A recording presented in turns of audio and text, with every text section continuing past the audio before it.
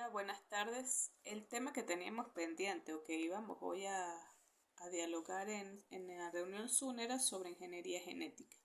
¿De qué trata la ingeniería genética? ¿Cómo hoy en día o qué aporta hoy en día? ¿Y cuáles han sido un poco sus avances? Bueno, hoy en día sabemos que lo que principalmente mueve al productor es obtener cultivos de mejor calidad, que se adapten a estas condiciones ambientales que día a día cambian y no tenemos un poco de control como anteriormente se podía. Se sabía cuándo podía, los tiempos en que había lluvia, los tiempos que había sequías. Hoy en día eso ha cambiado muchas veces y con ello cuando hacemos un determinado cultivo, pues esto se ve afectado debido a que esa variedad de esa planta pues no está o la que utilizamos no es la mejor para ese tipo de clima o para esa altura. Es por ello que se habla de la ingeniería genética. ¿Qué es la ingeniería genética? Es aquella disciplina de biotecnología que implica la manipulación directa de los genes de un organismo para lograr ciertas características deseadas.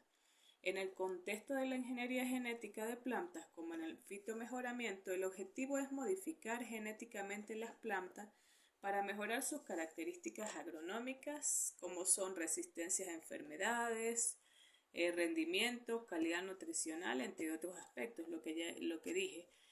Buscamos semillas de buena calidad que me puedan resistir o bajar un poco esa cantidad de factores que afectan a mis cultivos y con ello no obtener tantas pérdidas. ¿Por qué? Porque hoy en día tanto la semilla como los nutrientes que colocamos pues son un poco costosos y entonces al momento de la cosecha pues los ingresos son muchas veces menores a lo que en realidad se gasta debido a que esa semilla se nos enfermó o a que debido a que el clima tuvimos que colocar productos para que ella no estuviese tan expuesta, en fin. Entonces, cuando se habla de ingeniería genética, pues hablamos de que es la introducción de material genético nuevo o la modificación del material genético existente en una planta. Esto se puede lograr mediante diversas técnicas como la introducción de genes específicos, la supresión de genes no deseados o la modificación de la expresión génica para lograr un tipo particular.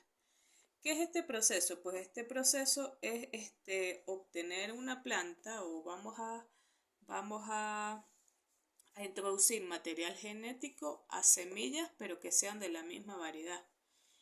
Sabemos que de determinadas plantas pues hay distintas variedades, una que se ajusta a tener mejores frutos, en el caso de que sean frutales, otras que se ajustan a tener un mayor porte, otras que se ajustan a determinado clima o se adaptan a cualquier clima, entonces se unen con las que no se adaptan a cualquier clima pero obtienen mejor calidad de frutos, algo así.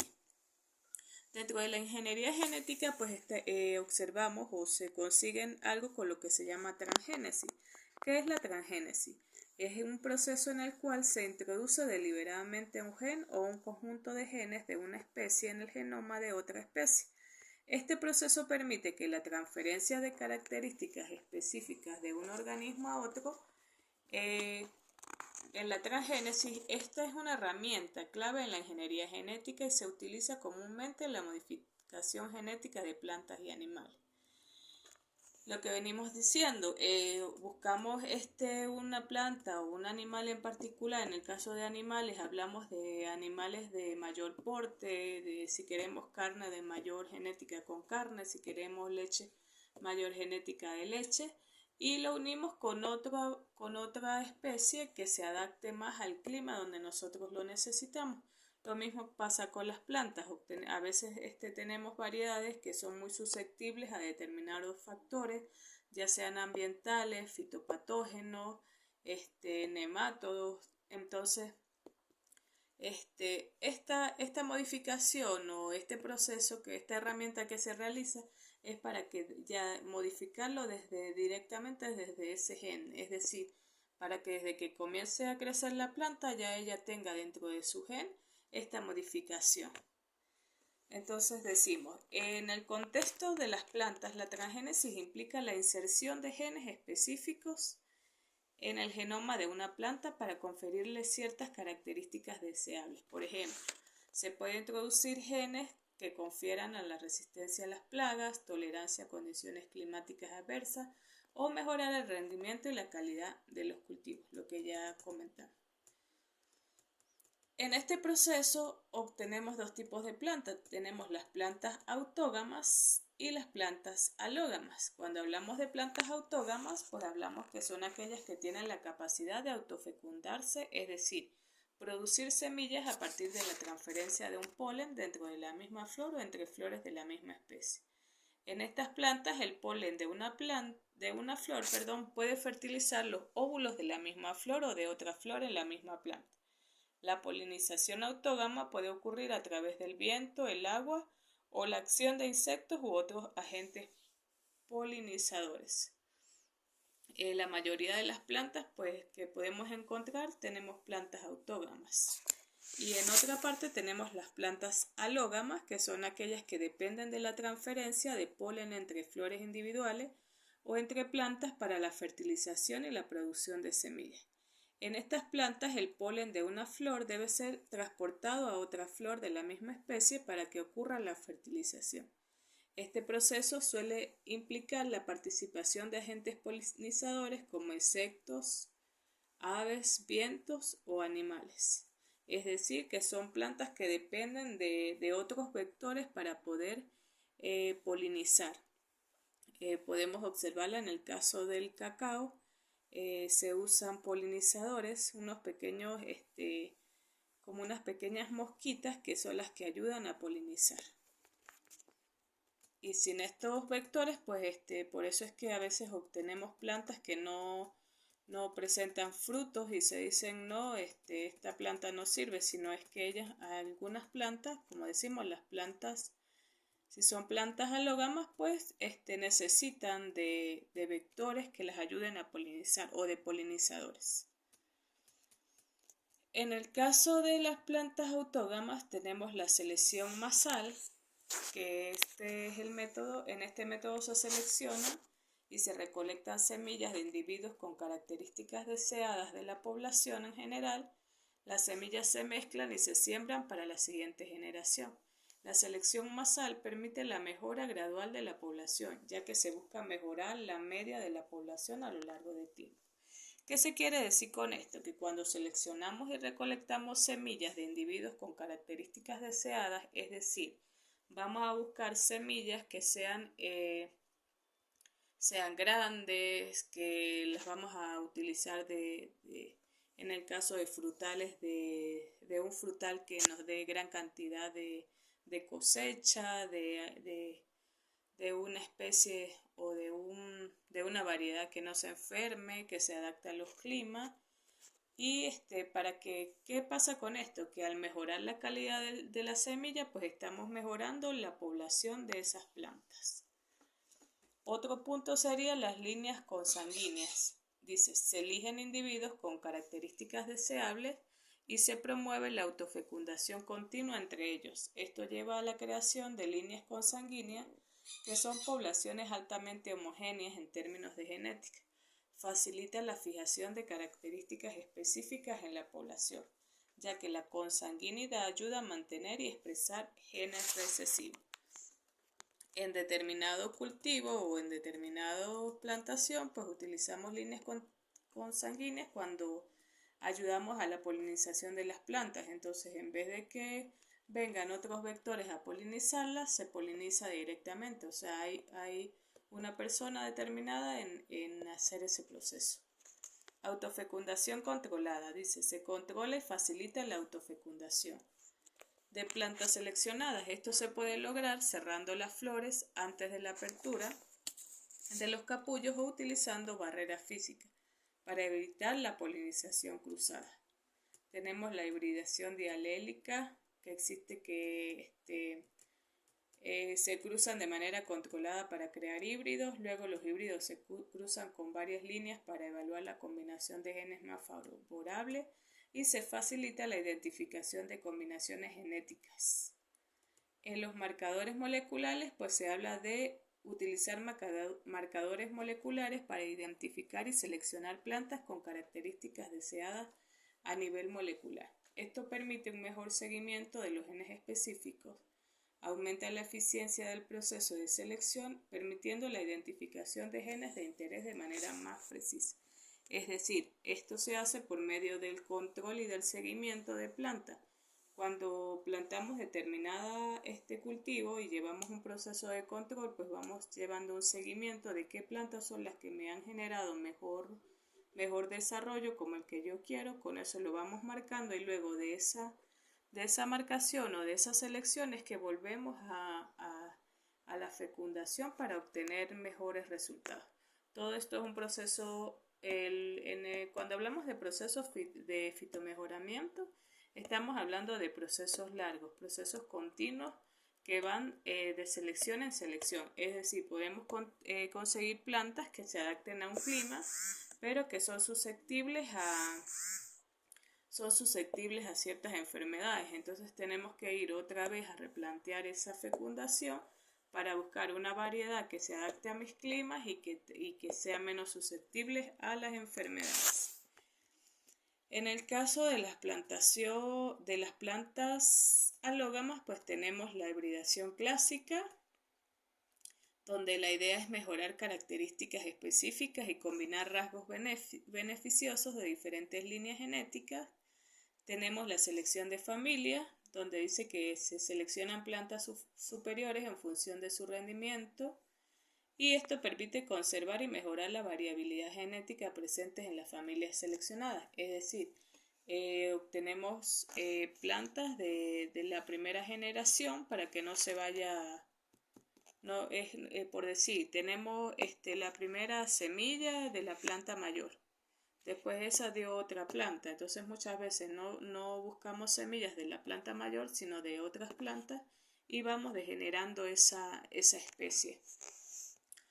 Otro es el desarrollo de variedades híbridas. Cuando hablamos de híbridos, son cruces de dos líneas puras o parentales. Estos híbridos pueden mostrar heterosis o vigor híbrido. La idea es aprovechar las ventajas de la heterosis, que se manifiesta como un rendimiento superior o característica mejorada en los híbridos.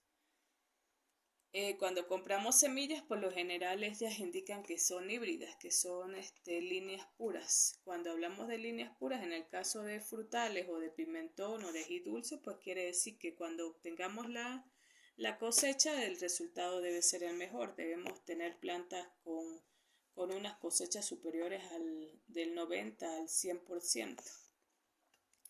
Es por ello el costo de esas semillas. Tenemos los cruzamientos dialélicos, que involucra la combinación de varias líneas genéticas diferentes mediante cruzamientos controlados, logrando evaluar la combinación de genes y seleccionando las líneas parentales más adecuadas para el mejoramiento genético. Es decir, obtenemos una línea genética que se adapta a un clima con otra línea genética que se adapta a una determinada altura. Entonces con esa vamos obteniendo una determinada línea. Después queremos que esa línea pues se adapte a factores, a los fitopatógenos, o a controlar un poco esa susceptibilidad, y entonces así se va mejorando poco a poco hasta obtener una planta que se pueda adaptar a las mejores condiciones de las que queremos. Otra es la selección para la adaptación local. Dice, se selecciona y mejora plantas para adaptarse a condiciones específicas del entorno local. Desarrolla variedades que sean adaptables y productivas en condiciones particulares como suelos específicos o climas locales. Se selecciona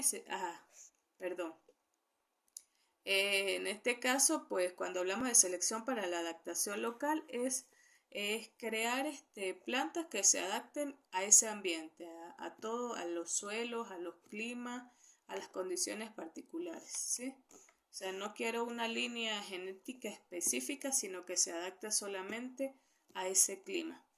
Y otra es la selección recurrente, que dice que selecciona y cruza plantas destacadas en ciclos sucesivos, permitiendo la acumulación gradual de genes deseables. El objetivo es incrementar la frecuencia de los genes beneficiosos de la población a lo largo del tiempo. Es decir, vamos obteniendo plantas a medida que las cruzamos, donde se van destacando sus cualidades y así vamos obteniendo o incrementando esa línea de genes que queremos. Entonces, cuando hablamos de las aplicaciones de la ingeniería genética, pues estamos hablando de qué se quiere con ello, qué se quiere con esta aplicación de ingeniería genética. Como ya lo dijimos, mejorar los cultivos desarrollando plantas con características mejoradas como resistencia a enfermedades, tolerancia a condiciones adversas, mayor rendimiento y calidad nutricional. ¿Qué otra cosa? Biofortificación, es decir, introducir genes para aumentar la concentración de nutrientes esenciales en los alimentos, mejorando así su valor nutricional. Esto en el caso de que quieren tener o se quiere tener por decir un fruto que sea más dulce o que tenga la cantidad específica de dulce porque lo queremos para realizar jugos o realizar mermeladas, y este fruto necesita tener ciertos valores nutricionales. En el caso de producción de medicamentos, pues el uso de organismos modificados genéticamente para producir proteínas y medicamentos de interés médico. Es decir, si necesitamos plantas que para ser usadas como medicamentos, pues tienen que tener una línea adecuada a lo que se quiere. Microorganismos modificados, entonces se habla de la utilización de microorganismos genéticamente modificados para la producción de productos químicos, enzimas, bioplásticos y biocombustibles. Bioremediación, que es el empleo de microelementos o microorganismos modificados genéticamente para eliminar contaminantes del medio ambiente. De eso se habla en la ingeniería genética, o sea, el buscar métodos que sean menos dañinos para el ambiente, ¿sí? Tanto para el ambiente como para las plantas, al igual que para el ser humano, porque si se mejora genéticamente para una mejor producción, pero interiormente está dañando las condiciones de la persona que lo consume, pues esto no es lo mejor, ¿sí? Detención de patógenos, el uso de herramientas genéticas para detectar y controlar patógenos en alimentos y mejorar la seguridad alimentaria. Cuando se habla de aplicaciones en la ingeniería genética, pues hablamos que cuando se mejora genéticamente o se hace un cambio genético dentro de la planta, muchas veces hoy en día esa planta ya trae una resistencia a determinados patógenos. ¿Qué pasa? Que con esto pues la aplicación de insecticidas, de químicos, pues es menor y con ello va a mejorar la seguridad alimentaria. O sea, vamos a obtener gran cantidad de alimentos pero con mejores condiciones. Otra aplicación pues es el control de vectores de enfermedades, desarrollo de mosquitos genéticamente modificados para reducir la transmisión de enfermedades como el dengue y la malaria. Modelos de animales genéticamente modificados, creación de animales con genes específicos modificados para mejorar su nivel de producción de leche y carne. En el empleo de la parte bovina, pues la genética ha jugado un papel muy importante.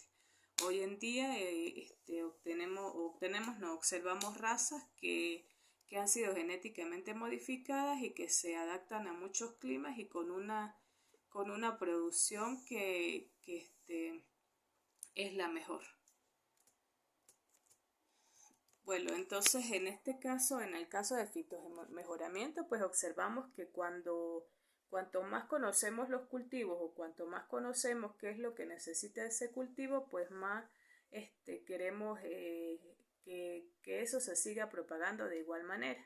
En estos ambientes que no son controlados, el uso de materia o de material vivo que sea eficaz, pues es lo mejor.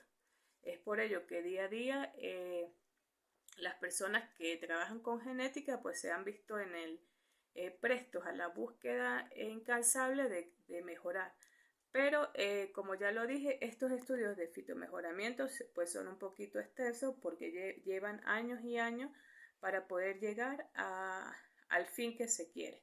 a la planta deseada, que se pueda utilizar en cualquier tipo de ambiente, que me dé las cosechas o los requerimientos que yo quiera. ¿Sí?